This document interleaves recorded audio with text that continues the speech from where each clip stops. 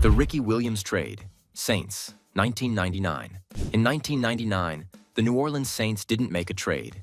They made history, the wrong kind.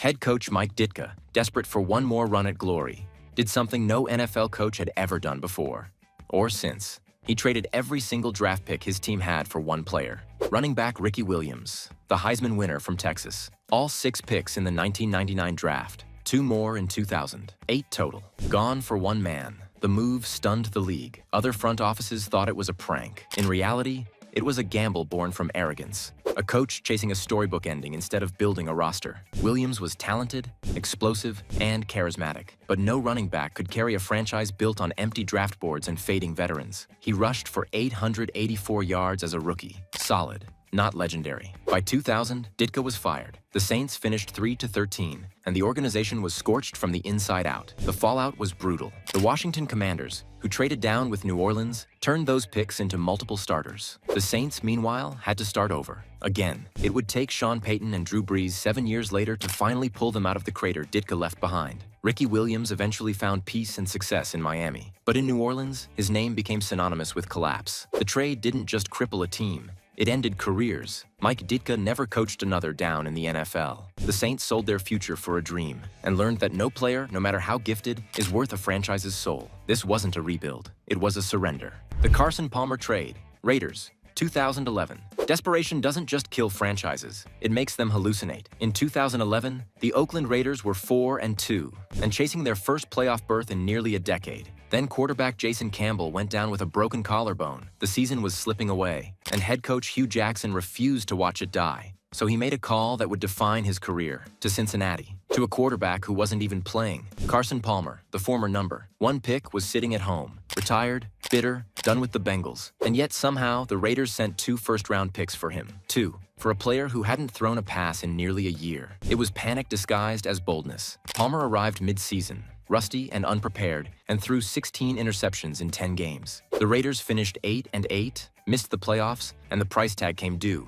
Those lost picks crippled a franchise already gasping for air. The roster aged, the defense collapsed, and by the time new leadership arrived, the cupboard was empty. Palmer was gone 2 years later, traded again, this time for a fraction of what he'd cost. The fallout didn't stop with him. Hugh Jackson was fired. The front office was overhauled. The Raiders entered another rebuild, their 4th in 10 years. Meanwhile, Palmer revived his career in Arizona, proving he could still play, just not for the team that sacrificed its future to save him. The trade didn't just fail. It exposed the truth every desperate team learns too late. You can't shortcut your way out of chaos. Oakland didn't make a comeback that year. They made a cautionary tale. This wasn't aggression.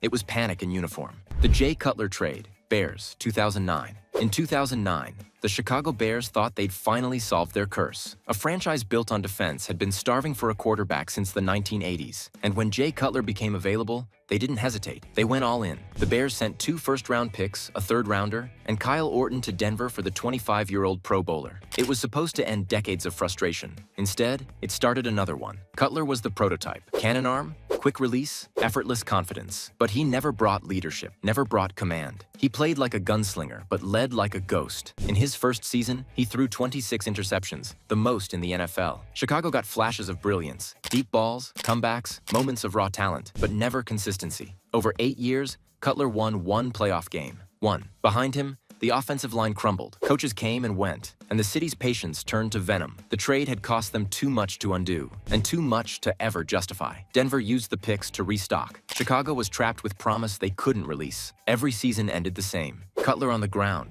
staring up at the sky, wondering how it all went wrong. The real damage wasn't just on the field, it was emotional. Chicago's hope turned to cynicism. Every quarterback after Cutler carried his shadow. Trubisky, Fields, all chasing the ghost of a savior that never was. The Bears didn't just trade for Jay Cutler. They traded for the idea of peace and got 8 years of frustration instead. This wasn't a franchise fix. It was false hope in a helmet. The DeAndre Hopkins Trade, Texans, 2020. Some trades are mistakes. This one was malpractice. In 2020, the Houston Texans held one of the best quarterback-receiver duos in the NFL, Deshaun Watson and DeAndre Hopkins. Electric, precise, unstoppable.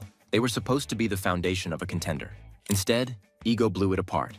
Head coach and GM Bill O'Brien believed Hopkins had too much power, too much voice. So instead of paying him, he shipped him out, trading one of the league's top receivers for David Johnson, a 2nd-round pick and a 4th-rounder. It wasn't just a bad trade. It was an insult. Johnson hadn't been elite since 2016. Hopkins was in his prime, durable, dominant, and beloved. When the news broke, even players around the league couldn't believe it. Arizona got a superstar. Houston got a running back past his prime. Hopkins' first year with the Cardinals, 115 catches, 1,407 yards, 6 touchdowns. The Texans' record that same year, 4-12. The franchise collapsed almost overnight. O'Brien was fired. Watson lost faith in the organization. Within 2 seasons, both he and Hopkins were gone, and Houston, once a playoff team, became a punchline. This wasn't a rebuild. It was a detonation triggered by pride. Hopkins went west and kept winning. O'Brien went home, and Texans fans were left staring at a roster stripped for nothing. The DeAndre Hopkins trade didn't just break a team, it shattered its identity. This wasn't a bad deal. It was the moment Houston lost its soul. The Trent Richardson trade, Colts, 2013. In 2013, the Indianapolis Colts were supposed to be ascending. Andrew Luck was the future. The rebuild after Peyton Manning was ahead of schedule. Then panic struck. The Cleveland Browns had just drafted Trent Richardson 3rd overall in 2012, a bulldozing highlight reel running back out of Alabama. But a year later, after injuries and inefficiency, they gave up on him. The Colts saw an opportunity, or so they thought. They traded a first-round pick for Richardson, believing they'd landed their next Marshall Faulk. What they got was a mirage. Richardson stumbled from the start. No burst, no vision, no rhythm with Luck's offense. He averaged 3.1 yards per carry, couldn't hold on to the football, and by 2014 was benched. The Colts had given up a premium pick for a running back who was out of the league 2 seasons later. It wasn't just a bad trade. It was a crack in the foundation. Every pick matters when you're building around a generational quarterback, and Indy had just set one on fire. The offensive line remained thin, the roster top-heavy, and Luck took hit after hit. By 2019, he was retired, broken down before his prime. One trade didn't ruin Andrew Luck's career, but it symbolized everything wrong with how the Colts managed it. Desperate moves, short-term gambles, no long-term vision. Cleveland used Indy's pick to draft their next cornerstone. The Colts got a cautionary tale. Trent Richardson never found redemption, and Indianapolis learned that chasing potential can be just as dangerous as losing it. This wasn't aggression. It was desperation with a draft pick attached. The Herschel Walker fallout. Vikings, 1989. Every bad trade in NFL history lives in the shadow of this one. In 1989, the Minnesota Vikings believed they were one player away from a Super Bowl. They looked across the field and saw Herschel Walker, a 27-year-old superstar running back wasting away in Dallas. So they went all in. Minnesota sent 5 players and 6 draft picks to the Cowboys, the largest trade the NFL had ever seen. It wasn't a gamble, it was a surrender. The Vikings expected Walker to be the final piece, a force that would push them over the edge. Instead, he never fit. The offense stalled, chemistry vanished, and within 2 seasons, the Super Bowl favorite was in ruins. Dallas, on the other hand, weaponized the deal. They flipped those picks into Emmitt Smith, Darren Woodson, and Russell Maryland, the backbone of the 1990s Cowboys dynasty. 3 Super Bowls, a generation of dominance, all built from one catastrophic mistake in Minnesota. The Vikings never recovered. Their window closed, their roster aged, and the franchise spent the next decade chasing what they'd already traded away: identity. The trade didn't just destroy a team, it created another. For Dallas, it was the birth of an empire. For Minnesota, it was a scar that still hasn't healed. And for the rest of the league, it was a warning that the fastest way to build a dynasty is to find someone desperate enough to give you one. This wasn't a trade. It was daylight robbery, executed in plain sight. The Champ Bailey Clinton Portis swap, 2004.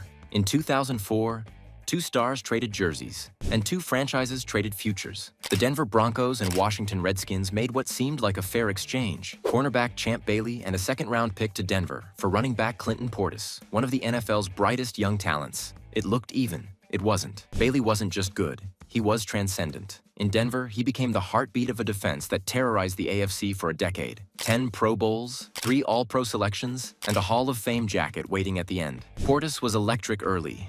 Fast, fearless, fun to watch, but his brilliance burned quick. The hits added up, his production dipped, and by 2010, he was done. Washington never won more than 10 games with him, never found direction, and never got the long-term return they expected. The trade was supposed to be a balance of stars, Instead, it exposed what both teams truly valued. Denver invested in defense, longevity, leadership, stability. Washington chased headlines and got exhaustion, injuries, and mediocrity. Bailey gave Denver 10 seasons of excellence. Portis gave Washington 6 years of wear and regret. It wasn't a robbery. It was a slow bleed. Sometimes a trade doesn't implode overnight. Sometimes it drains a franchise quietly, one carry at a time. This wasn't equal value.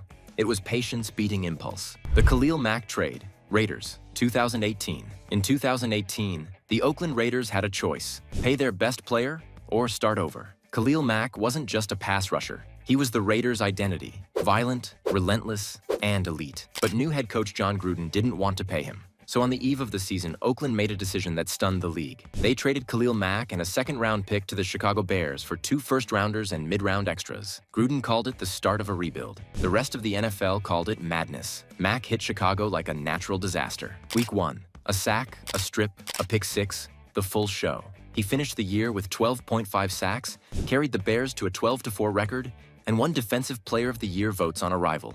Chicago believed they'd found the missing piece, their new Urlacher, their new cornerstone. But the window closed fast. By 2021, injuries hit, the offense collapsed, and Mack's dominance couldn't save them. The Bears never got back to that level. Meanwhile, the Raiders used those first-round picks on Clelin Ferrell and Josh Jacobs. One bust, one bright spot. The rebuild never arrived. The trade was supposed to free Oakland's future. Instead, it split their soul. Without Mack, the defense lost its teeth. Without direction, the draft capital turned to dust. Chicago got a moment of brilliance. The Raiders got an empty promise, and both teams ended up rebuilding anyway. But Mack? He walked away from the wreckage untouched. Proof that sometimes the player isn't the problem. The system is. Because in the NFL, it's easy to trade talent. It's harder to replace what it gives a franchise: belief. This wasn't a rebuild. It was a reminder that even when you win the trade, you can still lose the team. If you want more stories of NFL greatness and collapse, hit subscribe, drop a like, and stick around. The next chapter of football history is already waiting.